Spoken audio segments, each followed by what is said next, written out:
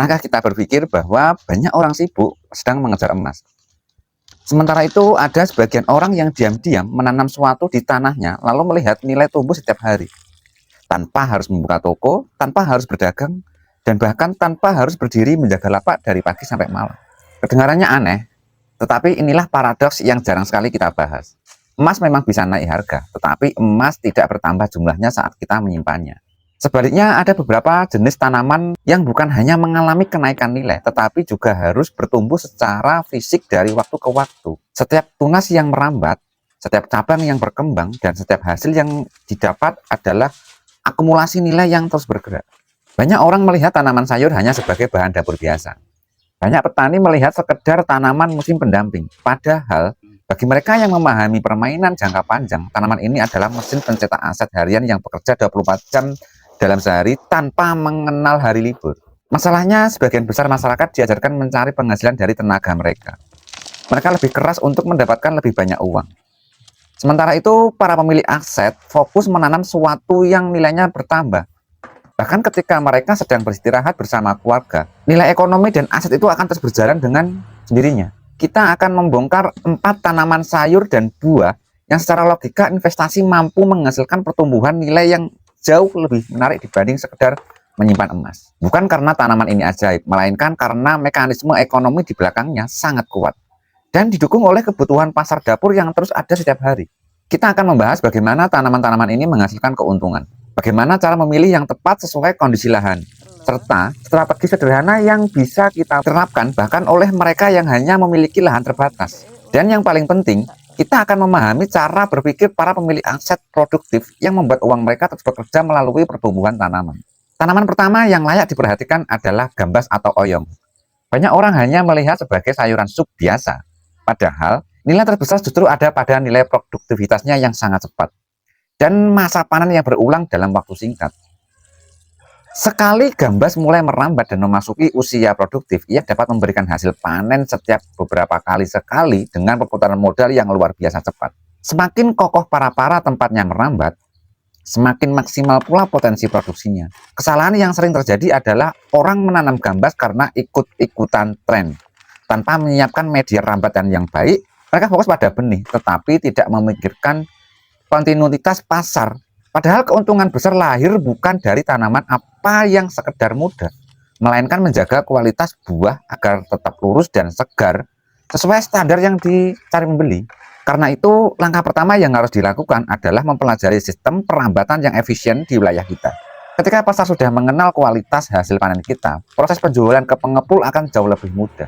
Dan syukur-syukur tanpa pengepul, tanpa pengulak, kita bisa menjualnya ke konsumen langsung. Selain gambas, ada tanaman kedua yang memiliki logika keuntungan yang luar biasa. Banyak orang menganggap labu siam hanya tanaman pelengkap, namun mereka sering lupa bahwa daya tahan tanaman ini sangat luar biasa dan tidak memerlukan penanaman ulang dalam jangka waktu yang cukup lama. Yang menarik dari labu siam adalah fleksibilitasnya dan ketahannya terhadap cuaca.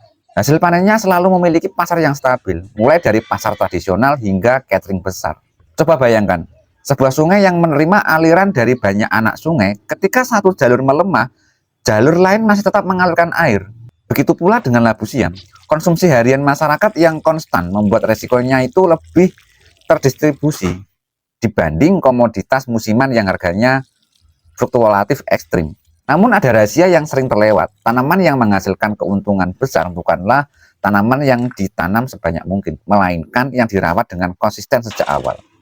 Banyak kebun gagal bukan karena benihnya buruk, tetapi karena pemiliknya kehilangan disiplin dalam pemangkasan daun tua. Disinilah perbedaan antara penanaman dan pembangunan aset. Penanam hanya fokus memasukkan benih ke tanah, sedangkan pembangun aset memahami bahwa setiap penyiraman, pemangkasan, pemupukan, dan pengendalian hama adalah proses meningkatkan nilai aset. Anggap saja tanaman sebagai rekening tabungan hidup. Setiap perawatan yang benar adalah setoran, dan setiap kesalahan yang dibiarkan adalah pengurangan nilai. Semakin lama tanaman tumbuh dalam kondisi sehat, semakin besar nilai yang terkumpul di dalamnya. Jangan pernah bertanya berapa harga sayur ini hari ini. Pertanyaan yang lebih penting adalah seberapa konsisten tanaman ini bisa menghasilkan uang untuk kita dalam beberapa bulan ke depan. Karena kekayaan terbesar hampir selalu lahir dari kemampuan melihat perputaran arus kas harian. Gambas dan Labu Siam mengajarkan satu pelajaran penting. Uang besar seringkali tidak datang dari aktivitas yang ramai dibicarakan orang, melainkan dari kesabaran membangun aset harian yang terus menghasilkan diam-diam. Ketika banyak orang sibuk mengejar penghasilan bulanan, pemilik aset produktif sedang membangun mesin penghasilan keuntungan yang nilainya itu terus mengalir dari minggu ke minggu. Sekarang kita masuk ke dua tanaman berikutnya yang sering memicu fluktuasi ekonomi luar biasa di pasar. Tanaman ini seringkali menjadi primadona karena potensi keuntungannya yang meledak tinggi. Tanaman ketiga adalah tanaman tomat. Banyak orang langsung bersemangat mendengarnya. Karena dalam dunia ekonomi pertanian, tanaman tomat adalah salah satu komoditas sayuran buah yang perputarannya itu paling masif. Keuntungan tomat ditentukan oleh keseimbangan antara teknik budidaya dan momentum pasar. Tomat memiliki satu keunggulan yang sangat menarik. Dalam satu pohon, potensi buah yang dihasilkan bisa sangat lebat jika nutrisinya itu terpenuhi dengan baik. Artinya, efisiensi lahan yang ditawarkan itu sangat tinggi. Dan banyak sekali di Indonesia itu menjadikan tomat sebagai bahan dasar masakan harian yang tidak bisa ditinggalkan. Ketika satu produk sudah menjadi kebutuhan pokok di pasar, permintaannya biasanya itu cenderung terus ada. Dan kesalahan yang sering terjadi adalah orang terlalu fokus mengejar saat harga tomat itu sedang melambung tinggi, lalu menanamnya massal tanpa menghitung resiko saat panen raya tiba. Padahal dalam bisnis tanaman, manajemen musim dan teknik penyimpanan pasca panen itu seringkali lebih menentukan keberhasilan daripada sekedar spekulasi harga. Tanaman keempat adalah tanaman cabai. Komoditas ini memiliki daya pikat pasar yang sangat luar biasa di Indonesia. Bahkan ketika kondisi ekonomi berubah, permintaan terhadap cabai itu seringkali tetap bertahan kuat. Karena budaya konsumsi makan pedas yang sudah mengakar di generasi kita. Coba bayangkan, sebuah warung makan atau restoran yang selalu membutuhkan pasokan cabai segar setiap harinya. Rahasianya bukan karena menu paling mewah, melainkan karena rasa pedas adalah magnet pelanggan. Cabai memiliki basis konsumen yang sangat loyal, dan perputaran uang di dalamnya itu sangat cepat.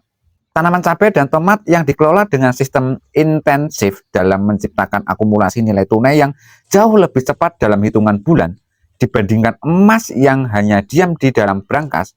Inilah sebabnya mengapa sebagian pengusaha agribisnis lebih memilih memutarkan uangnya di tanah produktif. Artinya, kebutuhan terhadap hasil kebun ini secara jangka panjang memiliki fondasi yang cukup kuat.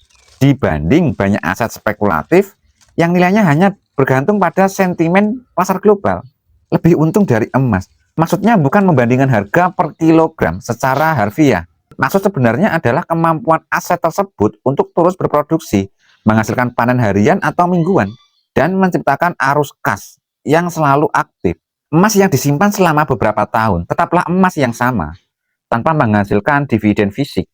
Sebaliknya, tanaman yang dirawat dengan baik bisa berubah menjadi aset aktif yang menghasilkan buah melimpah, mengembalikan modal dengan cepat, bahkan meningkatkan nilai guna dari lahan tersebut. Benih unggul hanya membuka peluang keuntungan, sedangkan kapasitasnya ditentukan oleh kedisiplinan pengelolaan dari hari ke hari. Ada pula mitos bahwa semakin banyak jenis tanaman yang dicampur aduk dalam satu petak, semakin aman investasi kita. Faktanya, terlalu banyak jenis tanaman dengan karakteristik perawatan yang berbeda justru sering membuat perhatian kita itu terpecah. Dan pengendalian hama pun menjadi agak rumit. Para petani yang berhasil umumnya memiliki satu kesamaan. Mereka tidak berpikir sebagai sekedar penanam sayur.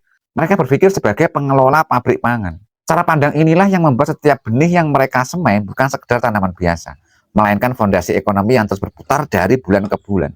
Ketika kita melihat gambas, labu siam, tomat, dan cabai sebagai produk aset yang produktif, cara pandang kita terhadap lahan sempit sekalipun akan berubah total. Kita tidak lagi melihat pekarangan atau ladang sebagai tanah kosong, tetapi sebagai mesin ekonomi hidup yang siap menambah nilai keuangan kita jika dikelola dengan benar. Pertanyaan berikutnya adalah bagaimana cara memulai tanpa terjebak kesalahan yang menghabiskan waktu dan biaya.